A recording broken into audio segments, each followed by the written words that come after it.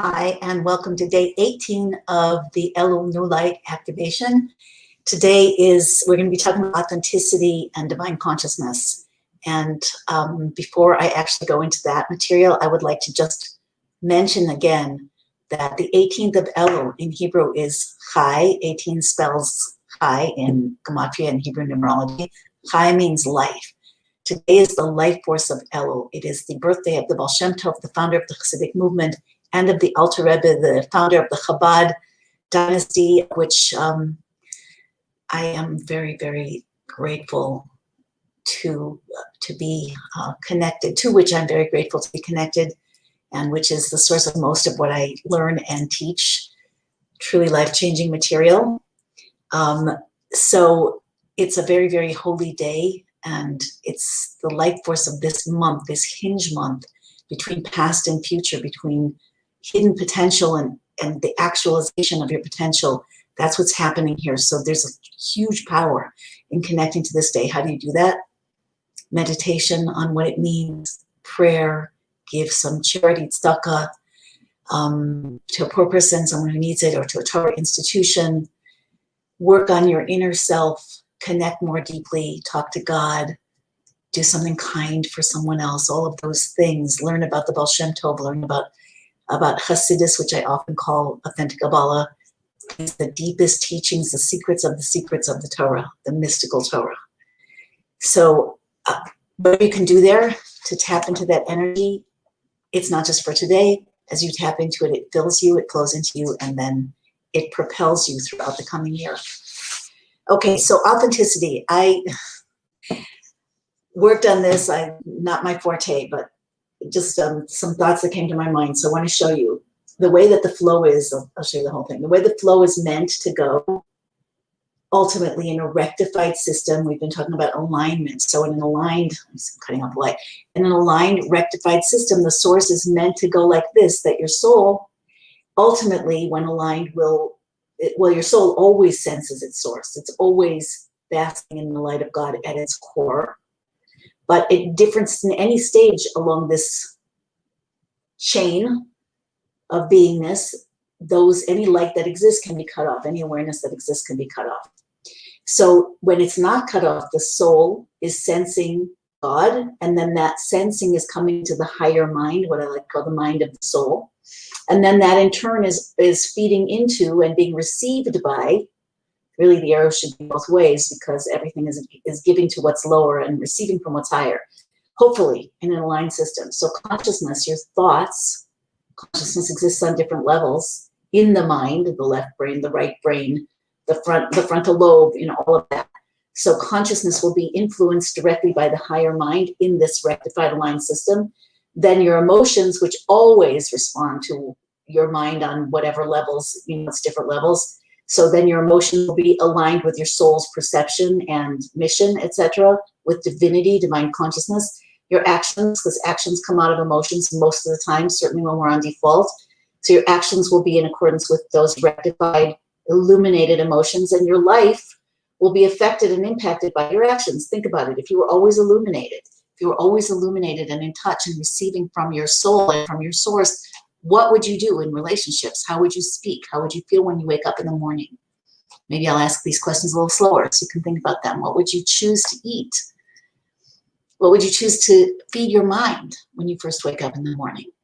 If you were illuminated, if you were really illuminated and in touch with your purpose all the time, just as an easy, graceful, steady flow, how would you speak to the people in your life? How would you guide your use of time? What would you focus on? How would you choose your priorities? How would you move? What would you learn? All those kinds of questions. So when you're in this place, your actions are going to be different, right? When you're in a rectified system, your life is going to obviously then be very different.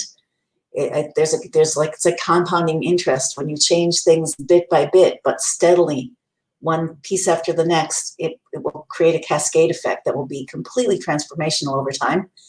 And then in your life, and this is important, you'll see your life and everything as it evolves in your life and what you're going to be tuned into, because the system is rectified, the soul's receiving from source. So on both ends, in your human life, in your everyday experience, you're going to be tuned into the fact that Ein Od Milbado, that there's nothing here but God. It's all God.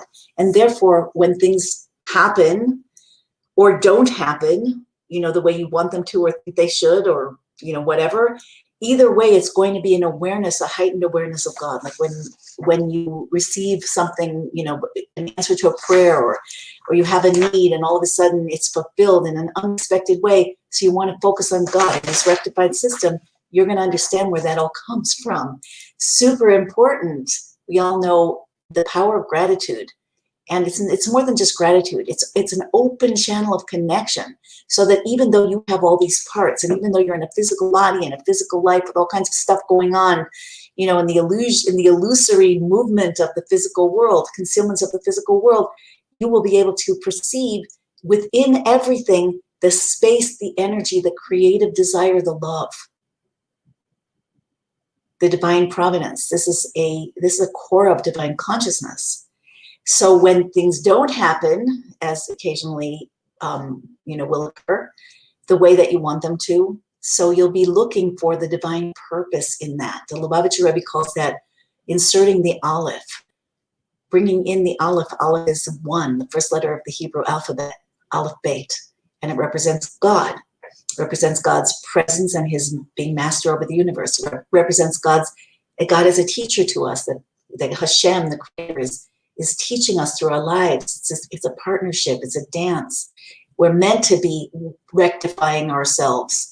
And for that, we need the teacher. We're meant to be revealing our true source. For that, we need, some nudges and some upliftments and some help from that true source. So that's the second level of the Aleph, the teacher, God's the teacher. And the third is Pele, which means a wonder, which is God as the maker of impossible miracles.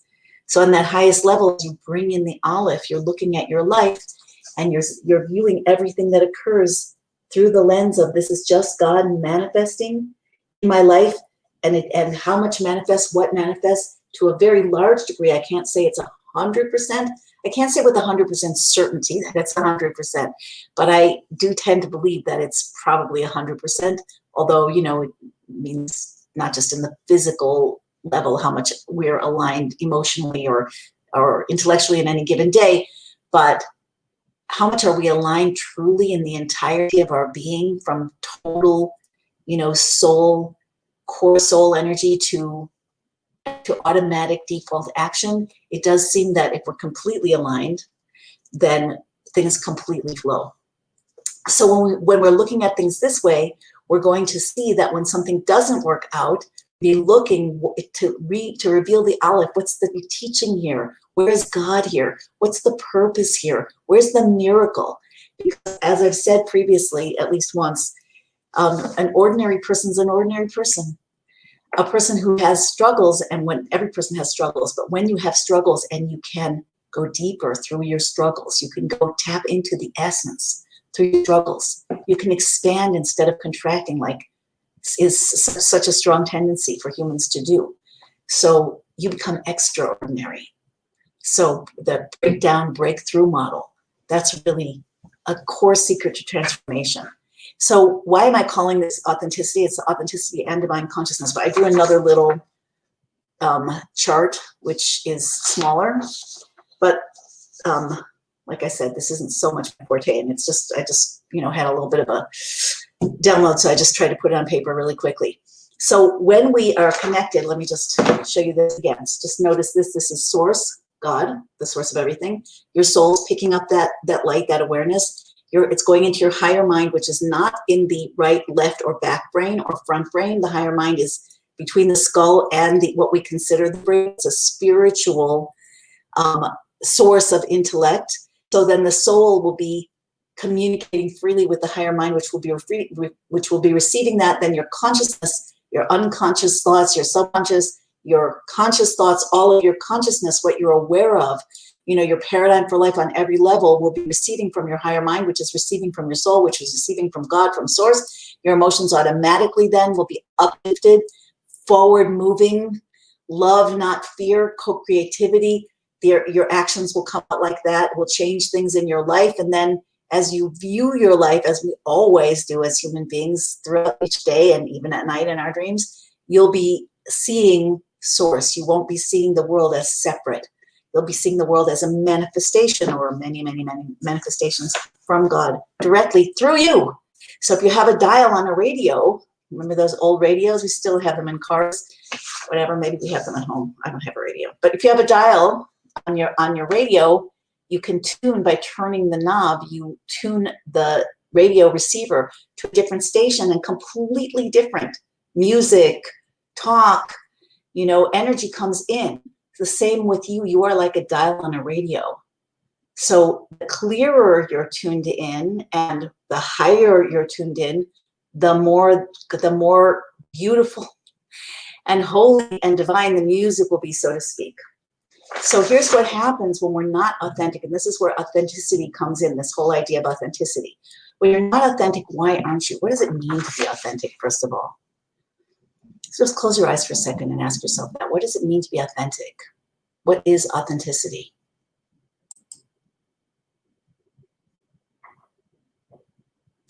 So being authentic is responsive, means being responsive to that flow from within. And even when you communicate, I didn't put relationships on the chart per se, but the relationships are always there. So when you communicate, it's going to be from that free flow of yourself. I'm not advising saying everything at all times, where it comes out, but even if you don't want to hurt someone, or even if you don't want to break a relationship, you're not going to be holding back out of fear. So here's whether that's true, whether it's with a relationship with you, authenticity with yourself, authenticity with the spouse, with the parent, with the child, with a friend, with an employer, with an employee, with God. Authenticity is what it is, wherever it is. You want to be you. How come? Because as you consider this, you are a system. You are a system of receiving and transmitting and then receiving again. That is a tuning fork, is a radio station, a receiver, a channel of receiving that takes something that doesn't exist on the heavenly realms and brings it into manifestation, either with a lot of static and maybe some unpleasant sounds, or the very opposite, with huge clarity and great beauty. So when we're focused on the ego, what keeps us from being authentic? We're scared. Usually we're scared. Even if we don't feel scared, most of the time, if we're not authentic, if the children are authentic, they say whatever they think, right? Unless they're severely abused. When they want something, they cry, they ask for it, they take it. When they love, they hug, whatever. Animals likewise. And think about a dog. A dog is very authentic. It's not pretending. How come? No little voice. No little voice comparing. No little voice of the ego-based identity, like we talked about yesterday.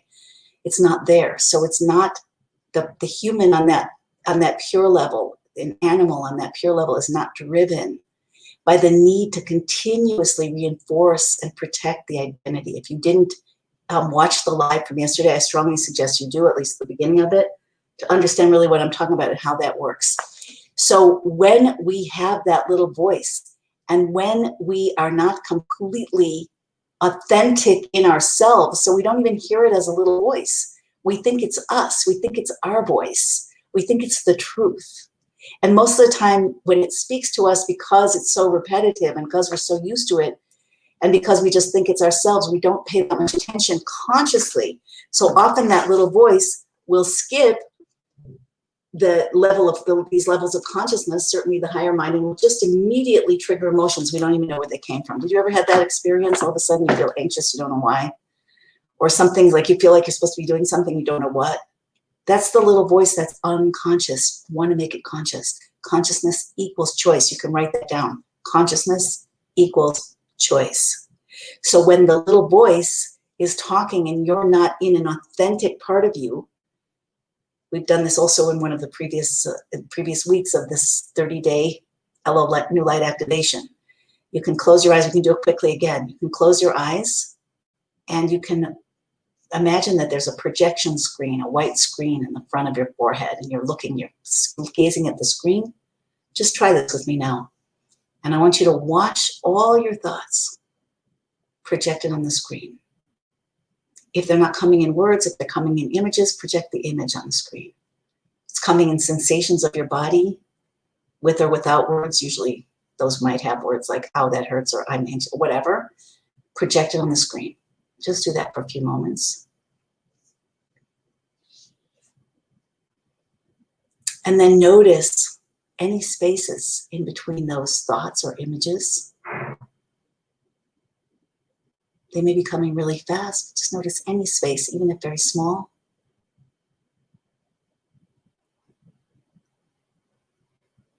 And just notice that as you're watching the screen, there's a separation between you and what's on the screen. Now that you're the watcher, you're the observer, if you're doing this for real, then you are in your authentic self. What are you doing? Perceiving what's actually happening from a neutral place, just perceiving. So you're perceiving the flow of consciousness that would be about in the middle, a little closer to the top of the system. You're perceiving the flow of consciousness, and you're doing it from a conscious place. How can I say that? Because when you're perceiving something clearly, it's your consciousness. It's just your clear consciousness. So that basically, that is a flow of authenticity. But once the little voice comes in, the ego-based identity comes in, what life becomes about is looking good, either so that you can enhance your ego, so that you can get approval, feel approval for yourself, counteract shame. It's huge for people. It's huge for all of us. Or so that you can get what you want, so that we all do this, so that we can get what we want. When we look good, when we say the right thing, when we do the right thing, when we impress the right people. So then maybe we'll get the job, maybe we'll get the boyfriend, the girlfriend, maybe we'll get, whatever it is, the kudos, the opportunity, the strokes. So all of that is the ego-based identity.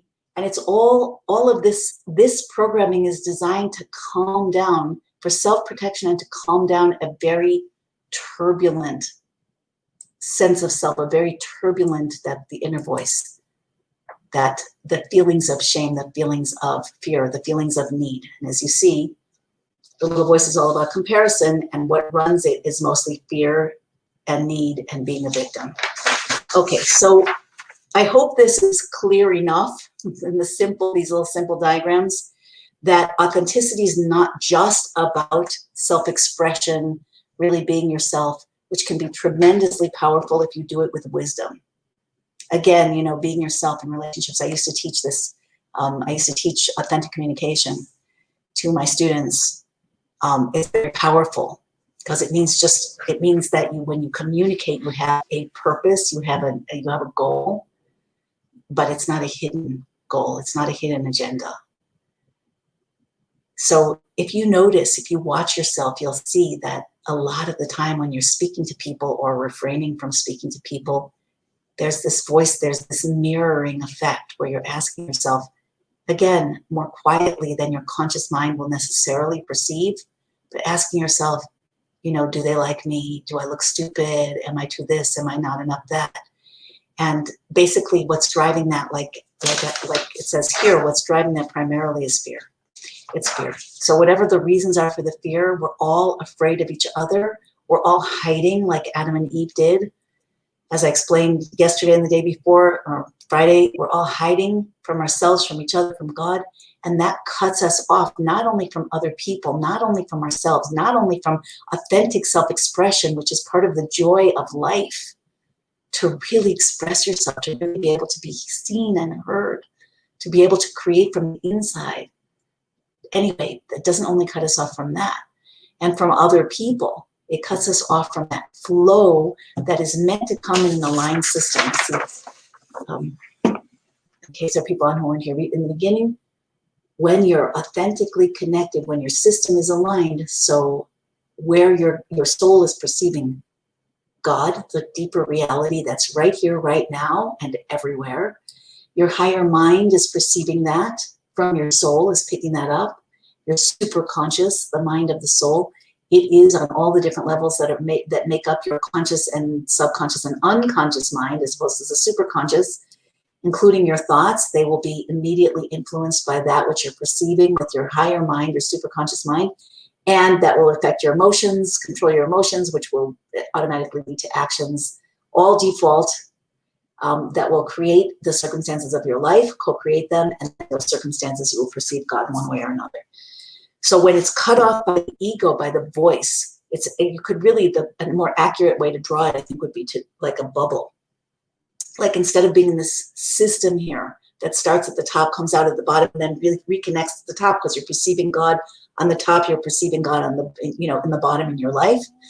So instead of that, it's like we're surrounded by this shield, by this filter, by this distorting, blocking wall that starts with the little voice in the unconscious, subconscious, which then feeds the consciousness instead of the superconscious. Our subconscious is feeding our conscious mind.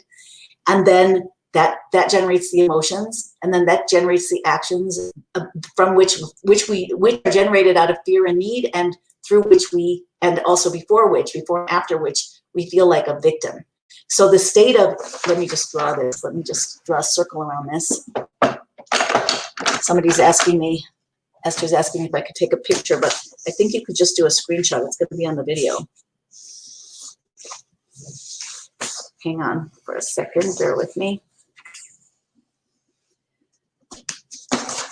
Just to illustrate it.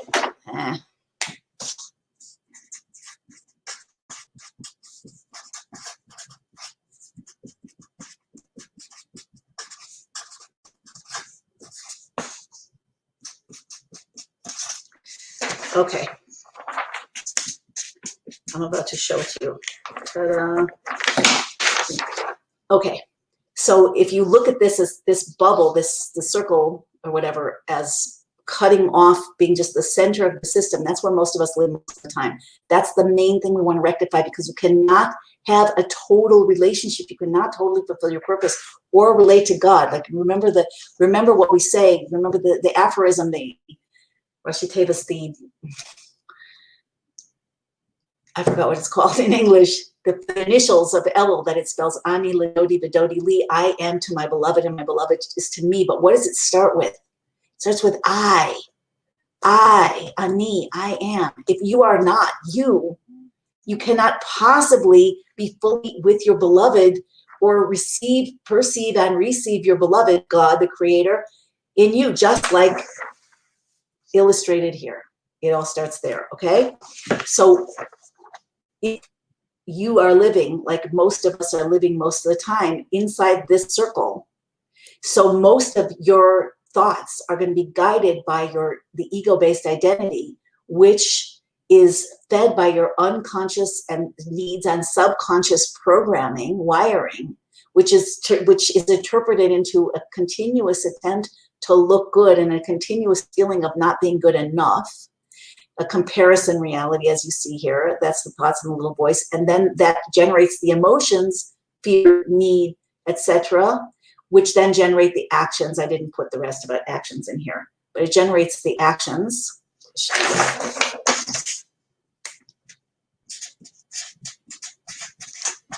which then generate, sorry, this is not so pretty, generates your life, the results of your life. And then instead of seeing God in it, like we do in this, instead of seeing source, because it's an aligned system, and then learning from it, God as the master, the creator, the teacher, and the miracle, the giver of miracles.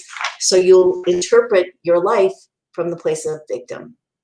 This is a state of utter separateness. Of course, we all experience it to greater or lesser degrees, and a lot of the time we are distracted by our lives, by the even the positive things that happen. When you go to the beach, you're probably not feeling like a victim, although I've spent time feeling like a victim at the beach. That's the truth. Anyway, the point is that there's more to you. There's more to you. There's more to every one of us, so much more than shows up in our everyday. And again, I'm not only talking about when you're out relating to people. I'm talking about the every moment, where you're thinking from, where you're listening from, what you're aiming for, what you're aiming to connect to, how you interpret all.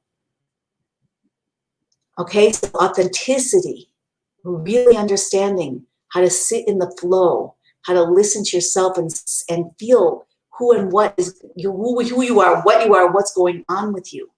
You don't have to understand it with your left brain in order to be authentic. You have to be connected. It's really a state of listening and being in the flow, communicating from there. That's really what authentic conscious prayer is about. It's like a lot of times when people pray, I don't know who's listening to these live or after the fact, but so I assume that there are people that have a variety of relationships with, with God, the idea of God. There are a lot of people that don't pray because they don't want to be judged. There are a lot of people who pray from a feeling of like, I've got to sound good. I have to make it more passionate. I've got to make promises because otherwise, it won't be good enough and God won't be happy with me. That is not a love relationship. I'm not saying that it's not the most important thing in the world to connect to God and live your purpose, because I totally believe that it is. But the question is how? How can you do that most effectively? And the way that you can do that that we're talking about a piece of that puzzle and a piece of the answer to that question in every one of these live streams. That's the truth. So just listening to one is not going to give you the whole picture. Even all of them aren't going to give you the whole picture, but give you plenty to work with. Plenty to work with for Elo. So the more you can be your authentic self, the more you can be in it. And that means to do that, you have to understand why you have the challenges you have. You have to understand how to work with them so that you don't have to hide. Hiding is the opposite of authenticity. Pretending is the opposite of authenticity. That's the bottom line. So the more you can be in your authentic self, and in a wise way, like not to bash others, not to be so blunt that you break things. I'm talking about with other people. Authenticity doesn't mean I hate you, not to yourself either. Authenticity means expressing your hurt emotions. I feel hurt. I feel scared. I'm not sure what's going to happen, and that makes me feel like a shaking inside. That could be authentic. There are many, many things that could be authentic. But it's all, and you can feel it. When you're authentic, you can feel it. Some of you probably know this already.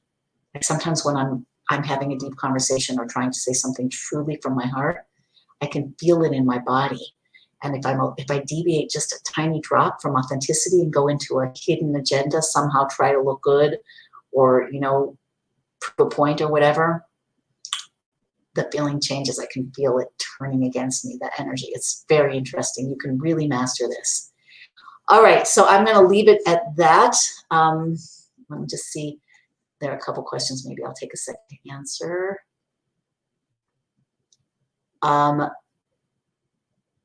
Is superconscious always good? Yes, the superconscious is always good because it's the mind of the soul. The soul is essentially, the soul is good by definition because the soul is in the body out of a desire to connect with God. And that's how Torah would define good. Good is that which reveals God. Bad or evil is that which conceals or fights against. So the superconscious is when it's connected to the soul. Oh, the superconscious mind. If it's the mind of the soul, the way I'm using it, yeah, it's always good. I mean, if there's any instance in which it's not, okay, here's something I don't know the answer to. Are there the rare people in the universe whose souls are created? Are there evil souls? There can't be actual evil souls, but there can be souls that are very distorted. So, and let's say in its in its pure level, the superconscious is good. I don't mean just, having intuition, insight, spiritual feelings. That is definitely not always good. Sometimes that's really bad. That can be used. That's what's called in Kabbalah noga, the translucent, impure shell. So it can be used for good or bad. But on the core level, where the superconscious mind, the Koach HaMaskil, is receiving from the soul, the soul's desire to connect to God, then it's definitely always good.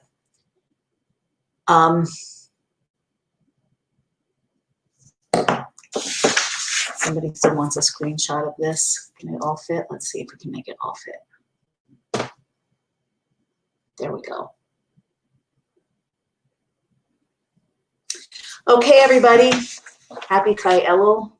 We're down to the final 12 days now, 12 months of the year, 12 more days of Elul, and then we're going into a new year. And without a doubt, it's going to be a doozy. So I want to wish everybody, may be written and sealed in the book of life for a good and sweet year. Shana Tova, Mituka, Misuka. And maybe we have the wisdom and the alignment and the desire and the blessings to make it that way, to create the vessels that will really, really receive the highest light, the most amazing healing light. Oh, I also want to just mention, if you want to learn, I haven't been mentioning this at all, but if you're interested in learning from the sacred texts, that's really the most direct connection to divine consciousness. I'm teaching those in my School for Spiritual Empowerment, www.gateofunity.com/school. You're welcome to check it out. Okay, take care, everybody. See you tomorrow.